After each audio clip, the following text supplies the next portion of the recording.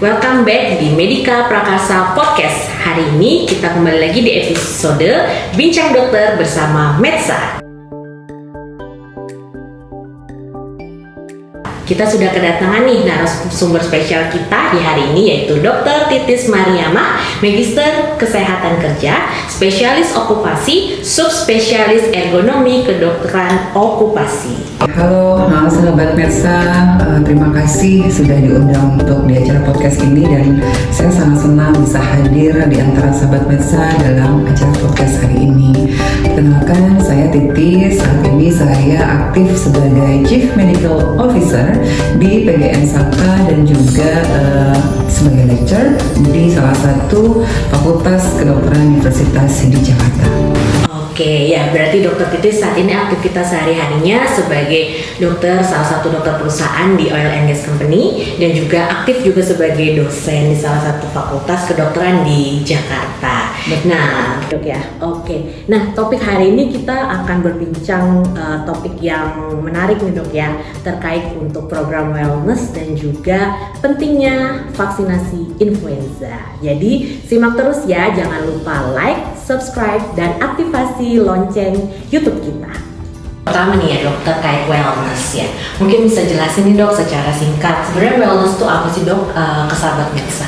Oke, wellness adalah keadaan keseluruhan yang mencakup kesehatan fisik, mental, dan sosial dokter Vanda ya. Jadi dalam wellness program ini tidak hanya mengupas tuntas atau men-screening atau mapping atau upayakan dari sisi penyakit saja, tapi juga bagaimana kita bisa memaintain kehidupan yang balance. Balance artinya adalah kehidupan yang seimbang dan bermakna seperti itu. Wah, tuh sahabat Medsa, jadi penting banget ya untuk terkait materi terkait wellness. Jadi tidak hanya kita sehat secara fisik, tapi juga secara mental juga nanti dinilai dalam program wellness. Jadi kesehatan itu secara komprehensif menyeluruh di dalam tubuh kita. Betul. Nah, kalau di perusahaan PGN Saka sendiri nih dok, program wellness apa sih dok yang sudah dijalankan selama ini? Oke, kita memiliki program wellness yang alhamdulillah sudah kita coba inisiat dengan komprehensif ya dokter Vanda ya. Jadi program wellness ini ditujukan bagi para pekerja yang memang memiliki risiko sindrom metabolik ya. Jadi parameter yang kita nilai itu adalah yang mengarah kepada risiko sindrom metabolik. Misalnya berat badan yang memang di atas BMI rata-rata atau normal, lingkar perut ya bagi wanita misalnya di atas 80 cm dan bagi pria di atas 90 cm gitu. Itu untuk cut off untuk mengukur parameter ke arah sindrom metabolik. Dan tentunya ada juga parameter-parameter yang kita nilai dari sisi lipid profile, gula darah juga ya, untuk melihat apakah sindrom metaboliknya mengarah kepada comorbid atau chronic disease yang memang bisa dicegah di awal. Tentunya dalam program wellness ini kita selain men-screening dan mapping risiko pekerja-pekerja berisiko, kita juga memiliki program untuk intervensinya dokter Vanda. Jadi kita akan memberikan edukasi dan awareness terkait dengan pola makan hidup yang sehat ya, karena wellness ini berhubungan erat preventionnya dengan yang tadi ya, perubahan hidup yang sehat ya. Betul. Lalu juga men-trigger teman-teman untuk bisa lebih bergerak lagi gitu ya, dengan aktif gitu, karena kan bergerak itu juga bagian dari prevention program, intervensi program untuk mengoptimalkan prevention program dari sisi chronic disease. Dan yang paling penting adalah memastikan waktu istirahatnya itu juga cukup gitu, karena beberapa pekerja mungkin ya ada yang bermasalah dengan pola tidurnya dan istirahatnya, itu harus di-maintain sih. Menarik banget ya dok ya, berarti memang dari PGN Saka sendiri untuk program wellness ini sudah berjalan rutin gitu ya dok ya. Nah, kalau boleh cerita lebih lanjut nih dok ke sahabat Medsa, dari program wellness tadi kan utamanya kita untuk para karyawan yang terkena sindrom metabolik ya, seperti ada hipertensi juga, dislipidemia ya, atau kolesterolnya tinggi. Nah, itu biasanya dilakukannya seperti apa ya dok untuk program wellnessnya? Apakah dikontrol setiap bulan para pekerja tersebut atau seperti apa nih? Oke, untuk mendapatkan data gitu ya, apakah pekerja di Saka itu masuk ke dalam program wellness atau tidak, itu kita biasanya men-screeningnya lewat hasil medical check up tahunan Dokter Wanda gitu ya. Selain itu kita juga bisa saja mendapatkan case baru in between adanya klinik visit atau kedatangan pekerja ke klinik untuk konsultasi gitu. Bisa kita dapatkan juga tuh kasusnya. Nah, dalam hal tersebut kita akan mendefine apakah pekerja tersebut masuk ke dalam program wellness. Kita punya prosedurnya, lalu kita akan coba review dan analisa hasil dari parameter yang menjadi bagian dari yang kita ukur untuk program wellness ini. Pemeriksaan yang saya sebutkan parameter metabolik itu nanti kita define lagi apakah dia masuk ke low risk, medium risk atau high risk. Nah, tentunya berdasarkan kategori tersebut itu akan menentukan kapan dia akan harus datang konsul kembali kepada kami atau kami follow up secara periodically gitu. Jadi masing-masing kategori itu punya justifikasi timing atau schedule untuk konsultasi selanjutnya. Oke, sangat menarik ya Sahabat Medsa. Jadi itu di PGN Saka ini sudah lama ya untuk dijalankan dari program wellness ini. Jadi salah satu screeningnya tadi melalui hasil medical check up. Jadi itu juga penting ya Dok ya, makanya dilakukan secara rutin medical check up juga untuk tahu nih bagaimana kesehatan para pekerja. Nah, selanjutnya Dok, kalau di PGN Saka sendiri untuk program wellness yang ada bisa diceritakan lebih spesifik nggak Dok? Apa aja nih yang biasa di maintenance atau diobservasi dari tim kesehatan di perusahaan? Ya, tentunya berdasarkan finding ya Dok ya, based on finding dari parameter yang kita tadi sebutkan tadi ya, parameter untuk menilai status wellnessnya pekerja. Namun juga kita memiliki program lain seperti misalnya vaksinasi ya, program vaksinasi karena bagian dari prevention program juga yang perlu kita jalankan di perusahaan. Kenapa? Karena berdasarkan set klinik data atau set klinik visit data itu masih ditemukan penyakit top 3 dari yang ada itu masih mengarah kepada ISPA atau influenza begitu. Jadi airborne disease itu memang sangat berisiko dan juga lumayan kasusnya cepat ya di antara pekerja. Itu yang harus kita contain atau kita hindari. Jadi program vaksin merupakan bagian dari tugas kita. Nah, untuk berkesinambungannya dengan wellness program ini, kita juga mempunyai program Lost in Weight Challenge gitu. Jadi beberapa teman-teman gitu ya yang memiliki BMI lebih dari nilai normal gitu ya, itu kita akan coba masukkan ke dalam grup yang bisa mengimprove BMI-nya tersebut dalam program Lost in Weight Challenge seperti itu. Oke. Dan selain Lost in Weight Challenge, kita juga punya program namanya Mager. Apa tuh Dok? Mager itu adalah mari bergerak. Oh, justru mari bergerak. Betul. Ya, Karena selama ini kan teman-teman berpikiran mager itu malas bergerak, gitu kan ya. Jadi kita akan coba rubah itu. Konotasinya jadi positif gitu ya Dok ya. Jadi positif, mari bergerak. Mari bergerak. Betul. Nah, dalam program tersebut kita mengajak teman-teman pekerja untuk bisa lebih bergerak dengan aktif. Biasanya kita engage dengan Sport Club Saka Sport Club. Jadi kita punya sport club ya, komunitas teman-teman yang punya peminatan olahraga yang sama. Misalnya yang suka badminton, dia akan masuk ke grup Saka Sport Clubnya badminton. Misalnya ada juga nih yang suka nembak gitu ya. Ada juga ya Dok ya. Karena kita tuh define kita sebagai olahraga juga gitu. Jadi ada juga tuh grup regu menembak gitu. Ada juga panah gitu juga archery. Jadi kita punya juga program sport club panahan, berkuda juga ada, mancing juga banyak ya. Ada berapa cabang olahraga nih supaya bukan malas gerak tapi mari bergerak ya. Lumayan banyak. Jadi orang-orang yang mungkin tidak punya spesifik binatang olahraga tertentu biasanya dia akan lari ke klub yang fun walk atau fun run. Oke. Karena paling gampang ya. Udah ya dok ya. Ya nggak butuh modal. Yang penting bergerak tiap hari. Betul. Bahkan Iya. kita juga punya cabang olahraga diving loh dok. Wah seru banget, Ya, seru banget. ya. Jadi kita buka untuk sport tersebut untuk men-trigger mereka untuk lebih aktif bergerak, tapi itu tadi disesuaikan dengan peminatan kesukaan olahraga masing-masing personal. Oke, menarik banget nih ya. Jadi sahabat Mensa di PGN Saka, jadi sudah ada program wellness itu udah ada banyak ya terkait untuk selain untuk prevention juga, tapi juga ada untuk maintenance bagaimana para karyawan itu yang tadi masuk ke dalam program wellness itu di maintenance secara berkala, dan juga tadi ya ada program untuk mager, bukan malas bergerak tapi mari bergerak. Jadi seluruh karyawan tuh diajak untuk supaya menjaga kesehatan dengan kita bergerak dengan cabang-cabang olahraga yang tadi sudah dijelaskan Dokter Titis. Satu lagi dokter, dalam wellness program kita juga punya namanya mental health management program.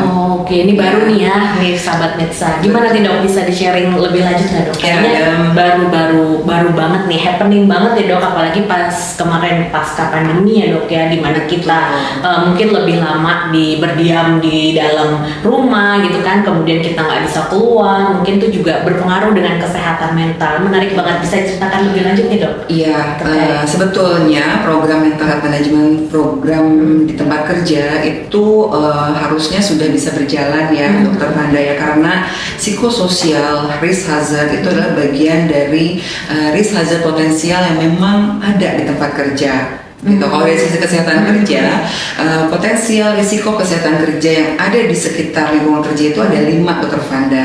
Fisik, kimia, biologi, ergonomi, dan psikososial. Nah, untuk 4 mungkin 3 di sini ya, 3 teratas ya, fisik, biologi, dan kimia mungkin bisa diukur gitu ya. Dan ergonomi juga mungkin bisa diukur karena kita punya assessment toolsnya. Nah, kalau yang psikososial ini banyak company atau mungkin institusi yang masih belum tahu bagaimana cara mengukur secara optimal. Karena padahal dari Kemenaker tuh udah ada permennya kan nomor 5 tahun 2018 tentang pentingnya mengukur risk hazard di tempat kerja gitu. Namun hazard yang kelima ini yang psikososial kadang overlook gitu. Jadi seakan tidak ada risikonya seperti itu, karena untuk penilaiannya lebih further itu kadang organisasi atau perusahaan masih belum aware seperti itu. Nah, dari hal tersebut Saka memiliki komitmen untuk bisa menjalankan program mental health management program Dr. Fanda. Jadi ini penting banget. Bahkan kemarin tahun lalu Lost in Weight Challenge kita ya itu berbasis mental health. Ya, alasannya kenapa? Karena terdefine beberapa teman-teman yang memiliki masalah dengan sindrom metabolik dan BMI, obesitas itu ya? stress levelnya sebenarnya ternyata ada yang anxiety-nya tinggi, ada yang merasa merasa dia itu punya masalah yang belum tersolvekan, dengan makan dia menjadi merasa relief gitu. Jadi semakin stres dia semakin sering makan jadi semakin gitu. lebar ya.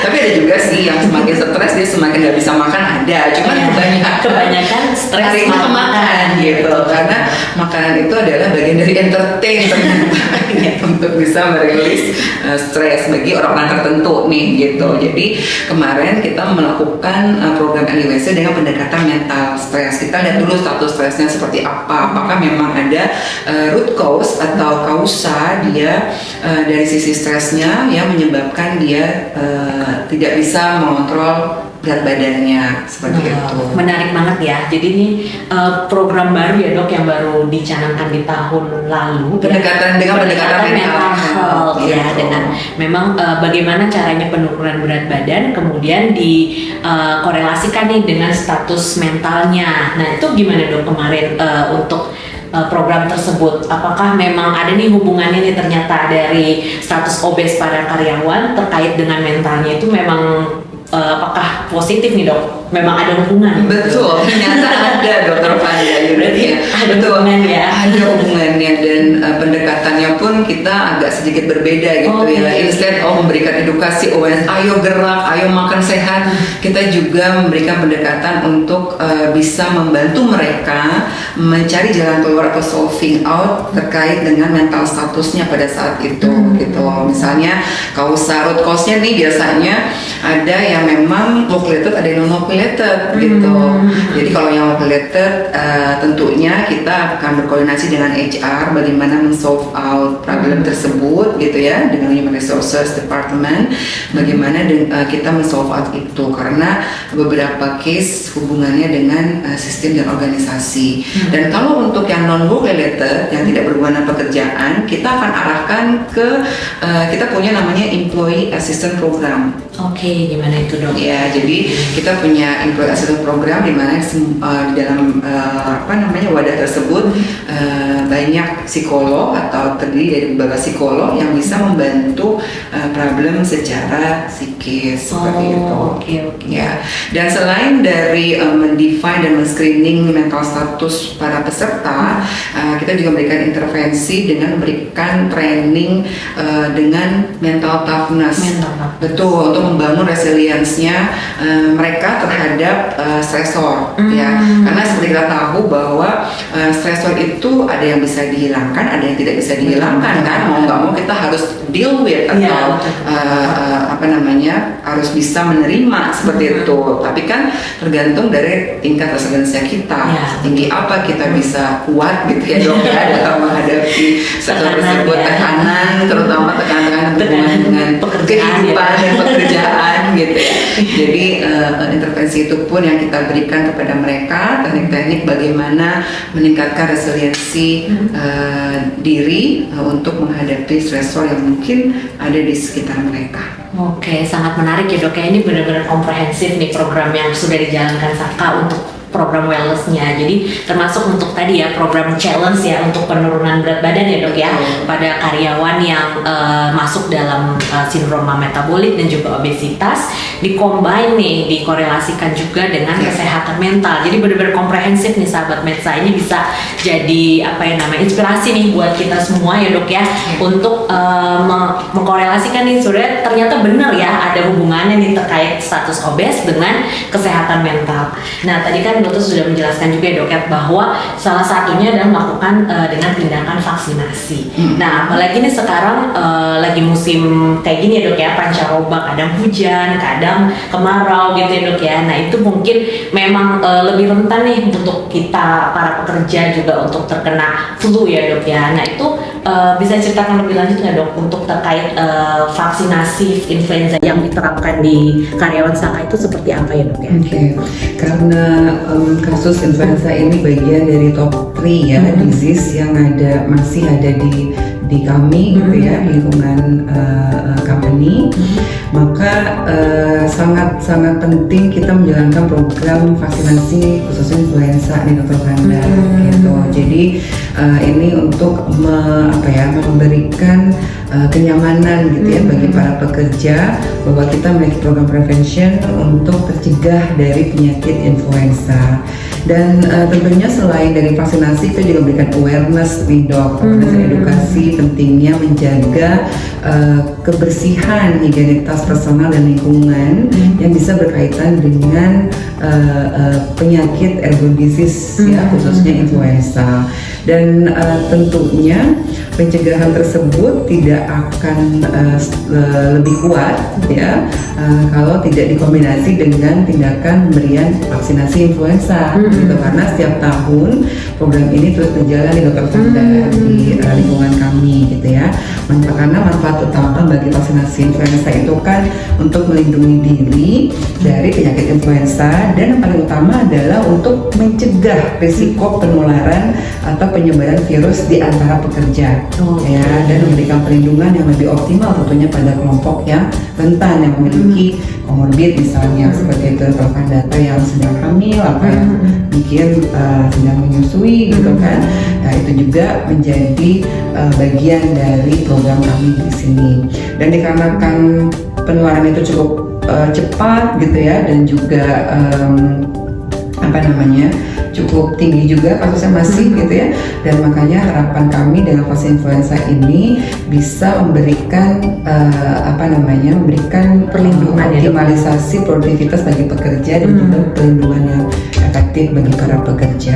Biasanya kita lakukan setahun sekali sih dok untuk vaksin influenza ini. Ya, berarti 1 tahun sekali ini memang dilakukan vaksinasi influenza menyeluruh untuk seluruh karyawan ya dok ya, baik yang di Jakarta maupun yang di Betul. Oke, ya ada pertanyaan juga nih dari teman-teman sahabat Medsa yang di Instagram nih dok nih. Tadi kan kalau vaksinasi influenza bisa juga diberikan untuk ibu menyusui maupun ibu hamil ya dok ya.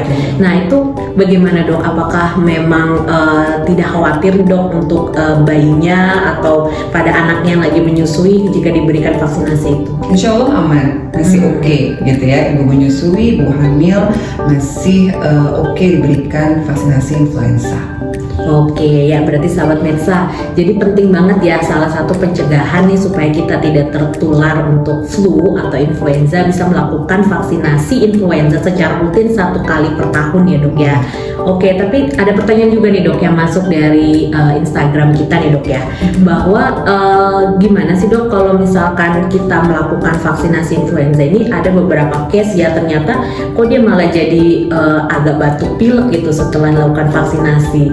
Bisa ada pencegahannya atau resikonya yang bisa diatasi nggak dok setelah melakukan vaksin tersebut? Oke, perlu tahu dulu nih kejadian dia mendapatkan batuk pilek setelah vaksin tuh berapa lama setelah divaksin gitu ya, karena dalam optimalisasi pemberian vaksin biasanya imunitas itu baru terbentuk 2 minggu pasca divaksin nih dok, gitu. Jadi masih ada waktu 2 minggu di mana kita cukup rentan karena imunitasnya belum kebentuk kan. Oke, berarti memang nggak langsung vaksin. Langsung ada ininya nih, ada perlindungan enggak ya dok ya? Kalau memang dia batuk pilek setelah divaksin within range 2 minggu, kemungkinan besar itu dia mendapatkan infeksi dari virus yang lain gitu. Dan mungkin ini juga menjadi highlight teman-teman ya, kalau habis divaksin ya kalau bisa pakai masker ya, tetap lakukan higienitas personal dengan baik dengan sering mencuci tangan gitu ya.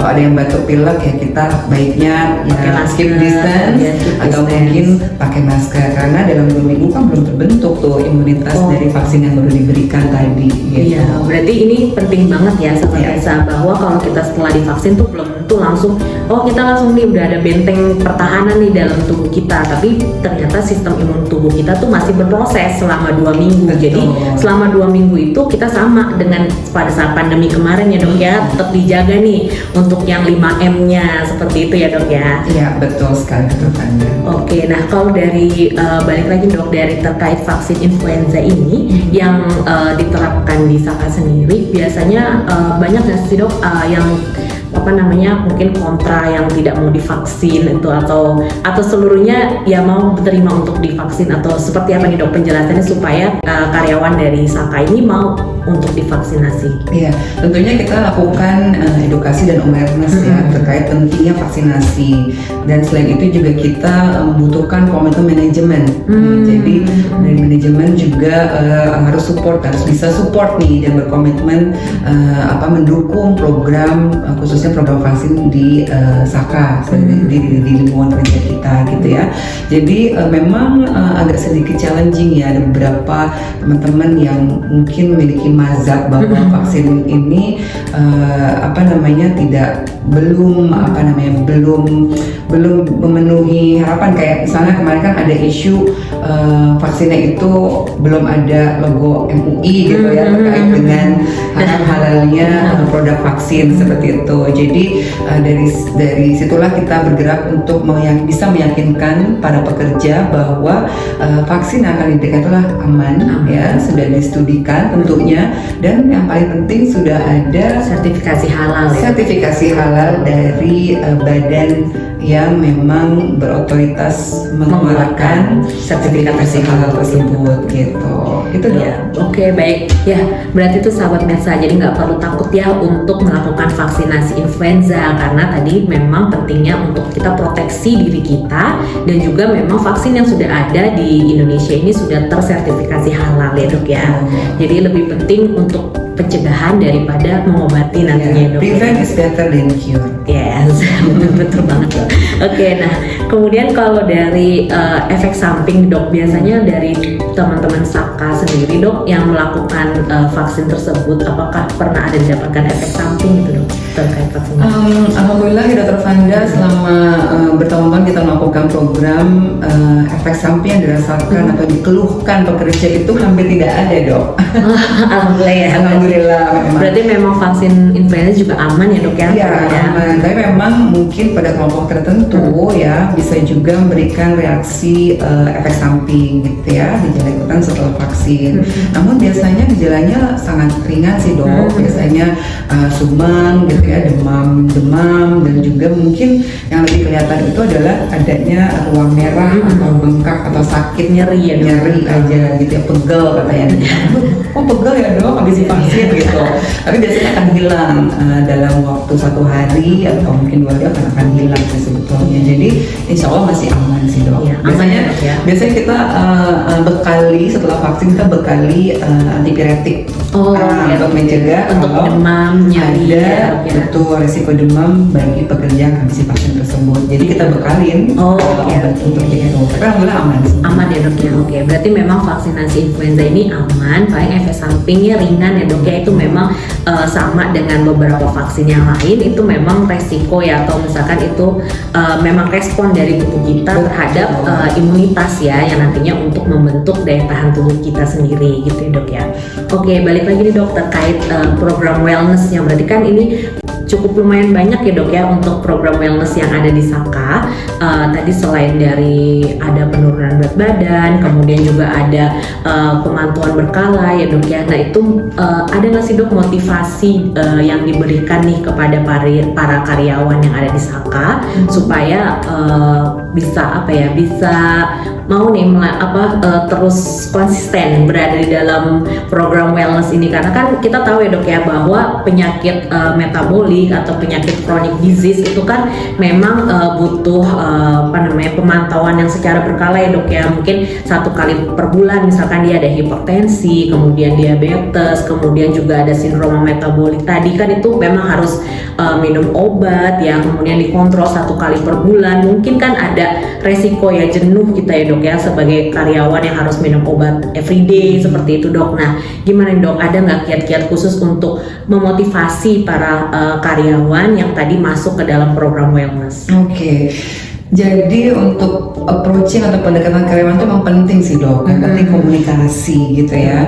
Jadi selain itu juga kita lakukan approaching personal biasanya. Kita tunjukkan bagi teman-teman yang masuk kategori wellness medium to high, itu kita approach by personal juga gitu, bahwa pentingnya beliau-beliau ini untuk memfollow up kondisi atau status kesehatannya pada saat itu gitu ya. Jadi yang paling penting lagi adalah bagaimana kita dengan approach personal tersebut bisa membangun trust ya. Kita memberikan kenyamanan, selain trust juga kita memberikan kenyamanan kepada mereka untuk bisa lebih willing untuk bersama-sama gitu ya menjaga kesehatan mereka ini atau bekerja dengan optimal tentunya Dr. Wanda gitu. Dan tentunya selain itu juga kita memintakan feedback kepada para karyawan gitu ya, tujuannya untuk peningkatan program. Misalnya kita juga harus mendengarkan mereka juga kan gitu. Mungkin ada dari program kita yang mungkin buat mereka masih belum jelas atau mungkin bahkan jadi merasa terbebani seperti itu gitu kan. Jadi kita membuka diri juga untuk bisa mendapatkan feedback dari teman-teman pekerja seperti itu. Well, itu bagus banget ya dok ya. Berarti memang yang penting adalah kita dari tim kesehatan gimana caranya membangun trust ya dok ya, dan juga komunikasi kepada para pekerja bahwa tujuannya kita tuh baik ya dok ya.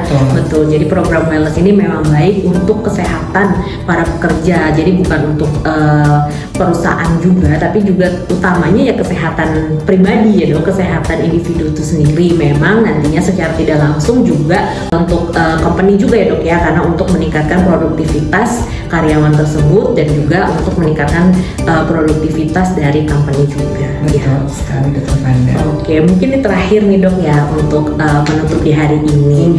Ya, jadi ada nggak nih dok tips-tips yang bisa diberikan untuk ke sahabat Medsa terkait wellness ya dok? Tadi mungkin bagaimana sih caranya kita supaya bisa menjaga kesehatan ya dok? Karena kan tadi prevention itu lebih penting ya dok ya, pencegahan lebih penting daripada mengobati.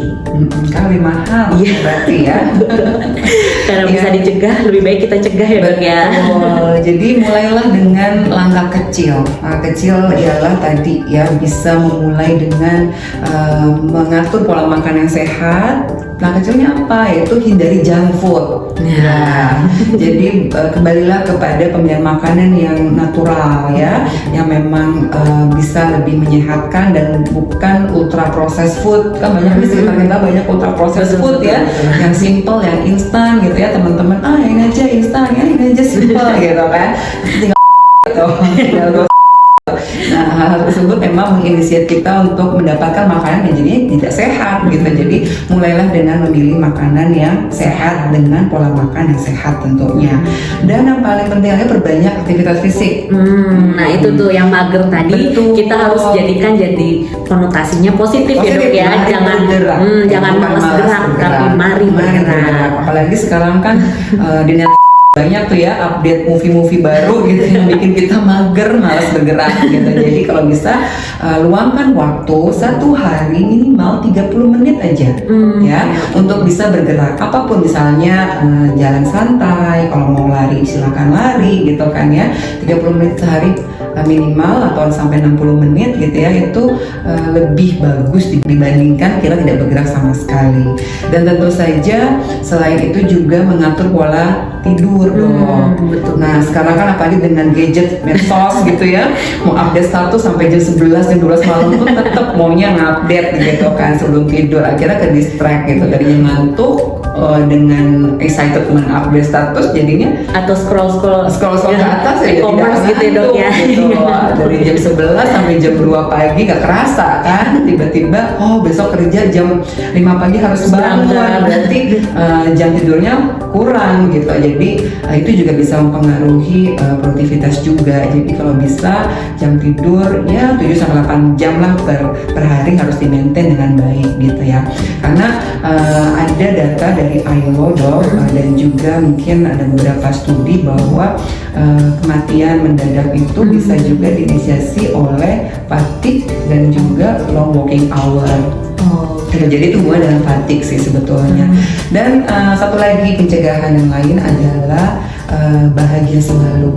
Ya, itu untuk bangun mental ya. Kalau kita bahagia, kita melakukan pola hidup sehat akan lebih smooth dong.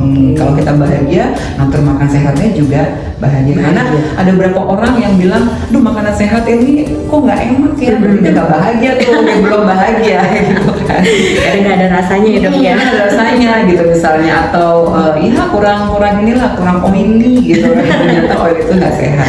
Jadi bahagia yang paling penting. Nah, kalau bisa kita nggak bahagia, itu juga bisa mencetuskan kita malas bergerak juga gitu kan ya. Jadi harus bahagia dulu, harus termotivasi gitu.